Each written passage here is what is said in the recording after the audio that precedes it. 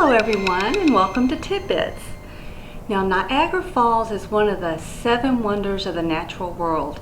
It straddles the border between the United States and Canada. Niagara Falls is about 187 feet high and over 2,200 feet wide. Water travels over the edge at about 68 miles per hour, and it dumps 3,160 tons of water each second. Now, it's hard to believe that anyone would think that going over the falls on purpose is a good idea. And yet, over the years, several people have tried to beat the falls with varying degrees of success and varying degrees of luck, most of it bad. Let me tell you about just a few of the Daredevils of Niagara Falls. Now, on October 24th, 1901, 63-year-old Michigan schoolteacher Annie Edson Taylor became the first person recorded to have survived a trip over the falls. She went over in a barrel. She came out bruised and battered, but alive.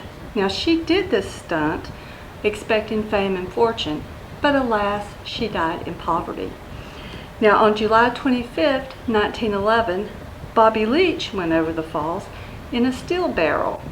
He too survived, but he suffered a broken jaw and 2 broken kneecaps. Ironically, he later died from complications due to gangrene from an injury that he incurred when he slipped on an orange peel. On July 11, 1920, 58-year-old barber Charles Stevens went over the falls in a wooden barrel. Now, the ballast pulled his body out of the barrel. Well, except for his right arm, which was found still strapped in the safety harness. His legacy? He became the first person to die in such an endeavor.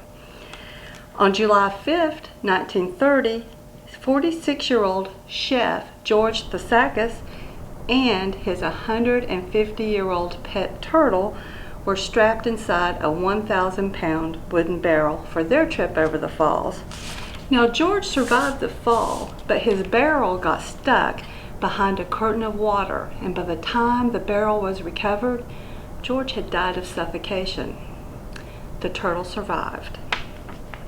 On August 5th, 1951, William Redhill Jr. went over the falls in a craft he called the Thing. Now, that vessel broke apart on impact, and so did Redhill. July 3rd, 1984, Carl Susak went over the falls in a barrel.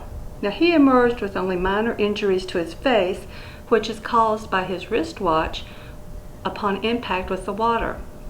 The wristwatch went on ticking, and so did Susak. On August 18, 1985, American Steve Trotter became the youngest person ever at age 22 to go over the falls. Now, he took the 1-minute trip in a contraption made of tractor-trailer tires and foam, and he lived to do the stunt again 10 years later. On June 5, 1990, Jesse Sharp from Tennessee paddled over the falls in a whitewater canoe. He was so confident of success that he made dinner reservations for that evening. He didn't wear his helmet so that his face would be clearer for photographs.